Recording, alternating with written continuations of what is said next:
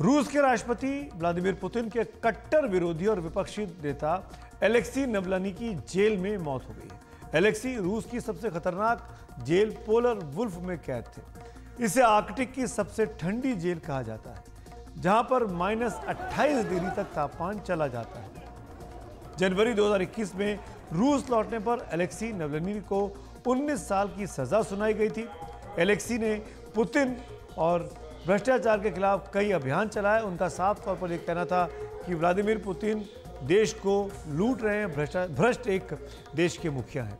कैसे हुई हत्या, क्या इसके पीछे की कहानी, पूरी रिपोर्ट देखिए मेरे सहयोगी उमाशंकर सिंह से।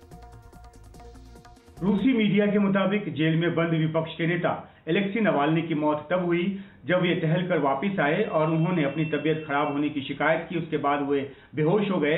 जेल के डॉक्टरों ने उनके इलाज की कोशिश की, उनको उपचार देने की कोशिश की, लेकिन उनकी जान जो है वो नहीं बचाई जा सकी। मौत किस वजह से हुई है ये साफ नहीं किया गया है और इसकी पड़ताल की बात की जा रही है। जांच जो है वो चल रही है, ऐसा कहा गया है जेल अथॉरिटी की तरफ से जो बयान जारी किया गया उसमें। लेकिन नवाल्नी की टीम ने इसे हत्या करार दिया है। नवाल्नी लगातार अपनी जान को खतरा बता रहे थे। नवाल्नी की मौत को एक बड़े झटके के तौर पर देखा जा रहा है। 47 साल के एलेक्सी नवाल्नी राष्ट्रपति पुतिन के घोर आलोचक थे। वे पुतिन की सत्ता के खिलाफ लगातार आवाज उठा रहे थे और इसलिए लगातार वो निशाने पर भी थे। उन्होंने 2013 में मॉस्को का जो मेयर पद है उसके लिए चुनाव लड़ा था और वो दूसरे नंबर पर आए थे। उसके बाद उन्होंने राष्ट्रपति का चुनाव लड़ने की भी कोशिश की थी, लेकिन अपने ऊपर लगे आपराधिक मुकदमों की वजह से वे लड़ नहीं पाए थे। हालांकि राजनीतिक तौर पे वो काफी सक्रिय थे और लगातार अपनी बात जो है वो उठाते रहे थे।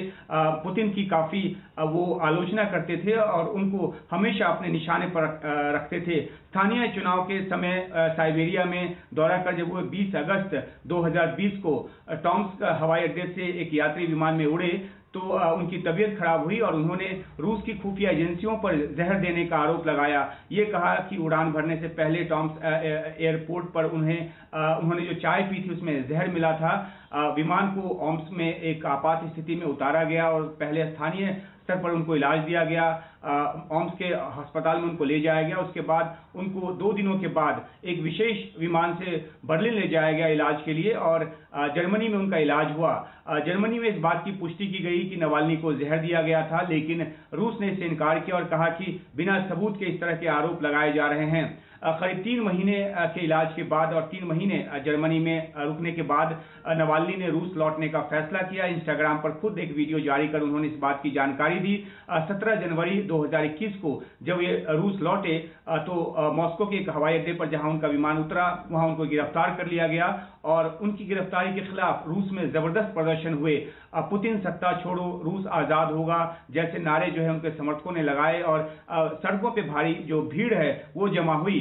लेकिन कोर्ट ने नवाल्नी को 2.5 साल की सजा सुनाई, 3 साल की सजा मांगी गई थी सरकारी पक्ष की तरफ से। इसके बाद नवाल्नी के ऊपर अलग अलग मामले और लगाए गए जिसमें उग्रवाद की धाराएं भी शामिल थी और कुल मिलाकर फिलहाल वे 19 साल की सजा जो है वो जेल में काट रहे थे। अपने ऊपर लगे तमाम आरोपों को नवाल्नी और उनके जो वकील हैं वो राजनीति से प्रेरित करार उन्होंने दिया था। उनको मॉस्को से करीब 2000 किलोमीटर दूर यमालो नेनेट्स जिले में आने वाला एक शहर है छोटा सा, खार्क के जेल में रखा गया था।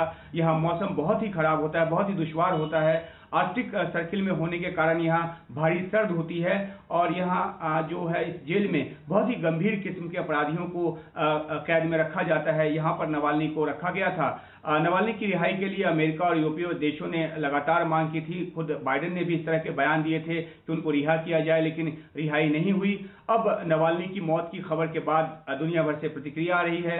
यूके के पीएम सुनक ने रूस में लोकतंत्र की लड़ाई के लिए एक बड़ा झटका बताया है नवाल्नी की मौत को। दूसरी तरफ यूरोपीय पार्लियामेंट की जो प्रेसिडेंट हैं रॉबर्टा मेट्सोला, उन्होंने इसे एक बहुत ही भयानक जो है हादसा वो करार दिया है। तो कुल मिलाकर नवाल्नी की हत्या के बाद दुनिया भर से प्रतिक्रियाएं आ रही हैं।